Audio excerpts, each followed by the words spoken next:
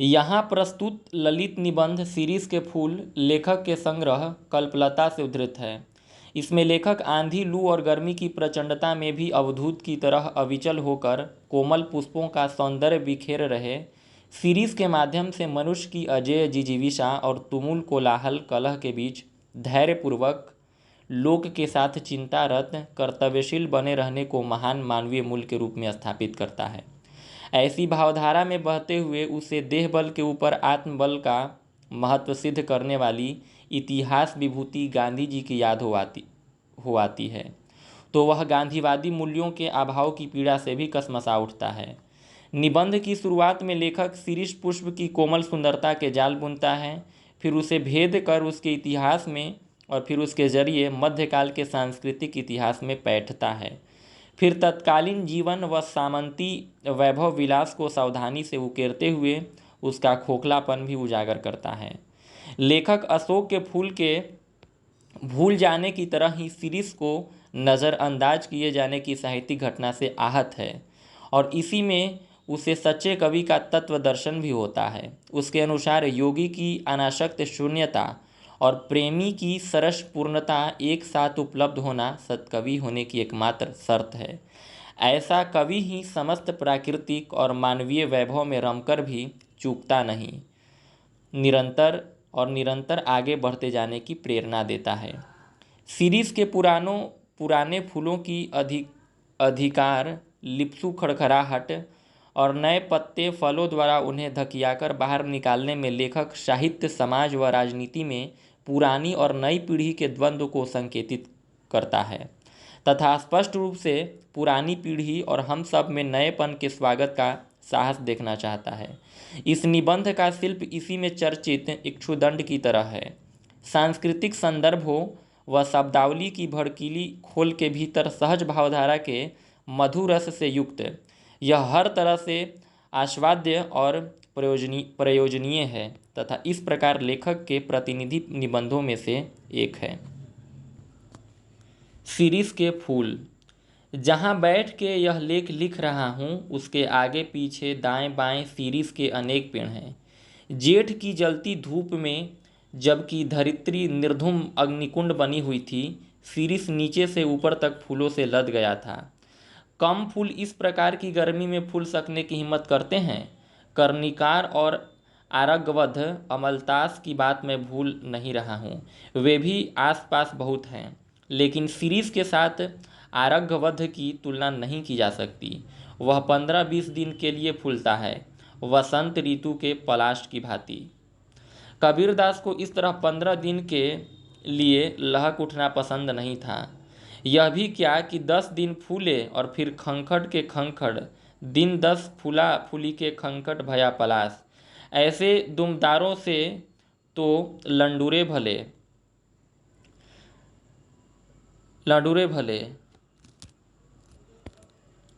फूल है शिरीष, वसंत के आगमन के साथ लहक उठता है, आषाढ़ तक जो निश्चित रूप से मस्त बना रहता है। मन रम गया तो भरे भादों में भी निर्घात फूलता रहता है। जब उमस से प्राण उबलता रहता है और लू से हृदय सूखता रहता है, एकमात्र शिरीष कालजयी अवधूत की भांति जीवन की अजेयता का मंत्र प्रचार करता रहता है। यद्यपि कवियों की भांति हर फूल पत्ते को देखकर मुग्ध होने लायक हृदय विधाता ने नहीं दिया है, पर नितांत ठूंठ भी नहीं हूँ।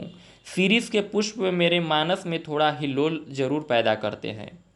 शिरीष के वृक्ष बड़े और छायादार होते हैं। पुराने भारत का रईस जिन मंगलजनक वृक्षों को अपनी वृक्ष वाटिका की चहारदीवारी के पास लगाया करता था, उनमें एक शिरीष भी है। बृहत संहिता 5513।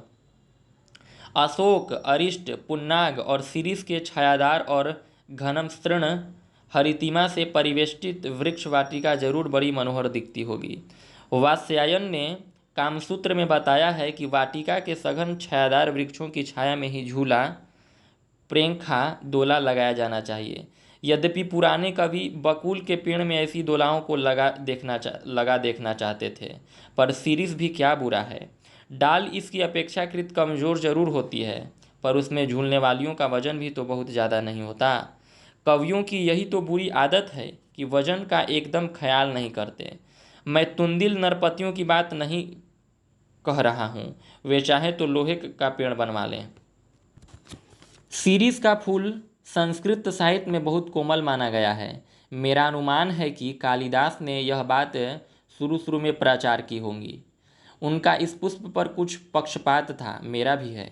कह गए हैं शिरीष पुष्प केवल भंवरों के पदों का कोमल दबाव सहन कर सकता है, पक्षियों का बिल्कुल नहीं।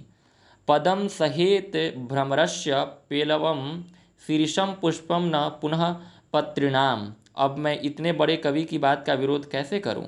सिर्फ विरोध करने की हिम्मत न होती तो भी कुछ कम बुरा नहीं था, यहाँ तो इच्छा भी नहीं है। खैर, मैं दूसरी बात कह रहा था, शिरीष के फूलों की कोमलता देखकर परवर्ती कवियों ने समझा कि उसका सब कुछ कोमल है। यह भूल है। इसके फल इतने मजबूत होते हैं कि नए फूलों के निकल आने पर भी स्थान नहीं छोड़ते। जब तक नए फल पत्ते मिलकर धकियाकर उन्हें बाहर नहीं कर देते तब तक वे डटे रहते हैं। वसंत के आगमन के समय जब सारी वनस्थली पुष्पपत्र से मरमरित होती रहती है, शिरीष के पुराने फल बुरी तरह खड़खड़ाते रहते हैं। मुझे इनको देखकर उन नेताओं की बात याद आती है जो किसी प्रकार जमाने का रुख नहीं पहचानते और जब तक नई पौध के लोग उन्हें धक्का मारकर निकाल नहीं देते तब तक जमे रहते हैं। मैं सोचता हूँ कि पुराने की यह अधिकार लिप्सा क्यों नहीं समय रहते सावधान हो जाती। जरा और मृत्यु, ये दोनों ही जगत के अति परिचित और अति प्रामाणिक सत्य हैं। तुलसीदास ने अफसोस के साथ इनकी सच्चाई पर मुहर लगाई थी। धरा को प्रमाण यही तुलसी जो फरा सो झरा, जो बरा सो बुताना। मैं शिरीष के फूलों को देखकर कहता हूँ कि क्यों नहीं फलते ही समझ लेते बाबा की झड़ना निश्चित है। सुनता कौन है? महाकाल देवता सपासप कोड़े चला रहे हैं। जीर्ण और दुर्बल झड़ रहे हैं। जिनमें प्राणकण थोड़ा भी उधर्वमुखी है वे टिक जाते हैं। दुरंत प्राणधारा और सर्वव्यापक कालाग्नि का संघर्ष निरंतर चल रहा है। मूर्ख समझते हैं कि जहाँ बने हैं वहीं देर तक बने रहें तो काल देवता की आंख बचा जाएंगे। भोले हैं वे। हिलते डुलते रहो, स्थान बदलते रहो, आगे की ओर मुंह किए रहो तो कोड़े की मार से बच भी सकते हो, जमे कि मरे। एक एक बार मुझे मालूम होता है कि यह शिरीष एक अद्भुत अवधूत है। दुख हो या सुख वह हार नहीं मानता, न ऊधों का लेना न माधो का देना। जब धरती और आसमान जलते रहते हैं तब भी यह हजरत न जाने कहाँ से अपना रस खींचते रहते हैं। मौज में आठों याम मस्त रहते हैं। एक वनस्पति शास्त्री ने मुझे बताया है कि यह उस श्रेणी का पेड़ है जो वायुमंडल से अपना रस खींचता है। ज़रूर खींचता होगा, नहीं तो भयंकर लू के समय इतने कोमल तंतुजाल और ऐसे सुकुमार केसर को कैसे उगा सकता था। अवधूतों के मुंह से ही संसार की सबसे सरस रचनाएं निकली हैं। कबीर बहुत कुछ इस शिरीष के समान ही थे, मस्त और बेपरवाह, पर सरस और मादक। कालिदास भी जरूर अनासक्त योगी रहे होंगे। शिरीष के फूल फकराना मस्ती से ही उपज सकते हैं और मेघदूत का काव्य उसी प्रकार के अनासक्त अनाविल उन्मुक्त हृदय में उमड़ सकता है। जो कभी अनासक्त नहीं रह सका, जो फक्कर नहीं बन सका, जो किए कराए का लेखा जोखा मिलाने में उलझ गया, वह भी क्या कवि है। कहते हैं कर्नाट राजा की प्रिया विजिका देवी ने गर्वपूर्वक कहा था कि एक कवि ब्रह्मा थे, दूसरे वाल्मीकि और तीसरे व्यास। एक ने वेदों को दिया, दूसरे ने रामायण को और तीसरे ने महाभारत को। इनके अतिरिक्त और कोई यदि कवि होने का दावा करे तो मैं कर्नाट राजा की प्यारी रानी उनके सिर पर अपना बायां चरण रखती हूँ। तेषां मूर्घ्न ददामि वाम चरणम कर्नाट राजप्रिया। तेषां मूर्घिनी ददामि वाम चरणम कर्नाट राजप्रिया। मैं जानता हूँ कि इस उपलाम से दुनिया का कोई कवि हारा नहीं है, पर इसका मतलब यह नहीं कि कोई लजाया नहीं तो उसे डांटा भी न जाए। पर मैं कहता हूँ कवि बनना है मेरे दोस्तों तो फक्कड़ बनो। शिरीष की मस्ती की ओर देखो, लेकिन अनुभव ने मुझे बताया है कि कोई किसी की सुनता नहीं, मरने दो। कालिदास वजन ठीक रख सकते थे क्योंकि वे अनासक्त योगी की स्थिर प्रज्ञता और विदग्ध प्रेमी का हृदय पा चुके थे। कवि होने से क्या होता है, मैं भी छंद बना लेता हूँ, तुक जोड़ लेता हूँ, और कालिदास भी छंद बना लेते थे, तुक भी जोड़ ही सकते होंगे। इसलिए हम दोनों एक श्रेणी के नहीं हो जाते। पुराने सहृदय ने किसी ऐसे ही दावेदार को फटकारते हुए कहा था, वयमपि कवयः कवयः कवयस्ते कालिदासज्ञा।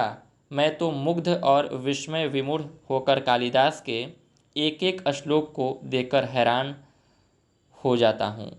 अब इस सीरीज के फूल का ही एक उदाहरण लीजिए।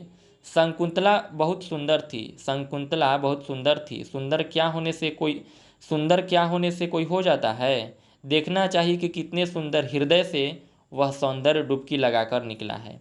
शकुंतला कालिदास के हृदय से निकली थी। विधाता की ओर से कोई कापण्य नहीं था, कवि की ओर से भी नहीं। राजा दुष्यंत भी अच्छे भले प्रेमी थे। उन्होंने शकुंतला का एक चित्र बनाया था, लेकिन रह रहकर उनका मन खींच उठता था। कहीं न कहीं कुछ छूट गया है।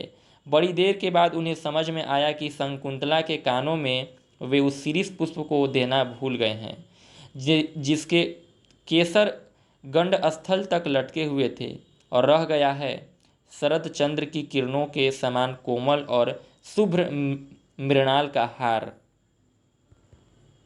कालिदास सौंदर्य के बाह्य आवरण को भेद कर उसके भीतर तक पहुंच सकते थे। दुख हो कि सुख, वे अपना भाव रस उस अनासक्त कृपिवल की भांति खींच लेते थे, जो निर्दलित इक्षुदंड से रस निकाल लेता है। कालिदास महान थे क्योंकि वे अनासक्त रह सके थे। कुछ इसी श्रेणी की अनासक्ति आधुनिक हिंदी कवि सुमित्रा नंदन पंत में है। कविवर रविंद्रनाथ में यह अनासक्ति थी। एक जगह उन्होंने लिखा, राजोद्यान का सिंहद्वार कितना ही अभ्रभेदी क्यों न हो, उसकी शिल्प कला कितनी ही सुंदर क्यों न हो, वह यह नहीं कहता कि हम में आकर ही सारा रास्ता समाप्त हो गया। असल गंतव्य स्थान उसके अतिक्रम करने के बाद ही है। यही बताना उसका कर्तव्य है। फूल हो या पेड़, वह अपने आप में समाप्त नहीं है। वह किसी अन्य वस्तु को दिखाने के लिए उठी हुई उंगली है, वह इशारा है। शिरीष तरु सचमुच पक्के अवधूत की भांति मेरे मन में ऐसी तरंगे जगा देता है जो ऊपर की ओर उठती रहती है। इस चिलकती धूप में इतना सरस वह कैसे बना रहता है? क्या ये बाह्य परिवर्तन, धूप, वर्षा, आंधी, लू, अपने आप में सत्य नहीं है? हमारे देश के ऊपर से जो यह मार काट, अग्निदाह, लूटपाट, खून खच्चर का बवंडर बह गया है, उसके भीतर भी क्या स्थिर रहा जा सकता है? शिरीष रह सका है, अपने देश का एक बूढ़ा रह सका था। क्यों? मेरा मन पूछता है कि ऐसा क्यों संभव हुआ? क्योंकि शिरीष भी अवधूत है। शिरीष वायुमंडल से रस खींचकर इतना कोमल और इतना कठोर है। गांधी भी वायुमंडल से रस खींचकर इतना कोमल और इतना कठोर हो सका था। मैं जब जब शिरीष की ओर देखता हूँ तब तक हुक उठती है, हाय वह अवधूत आज कहाँ है? शिरीष के फूल। हजारी प्रसाद द्विवेदी।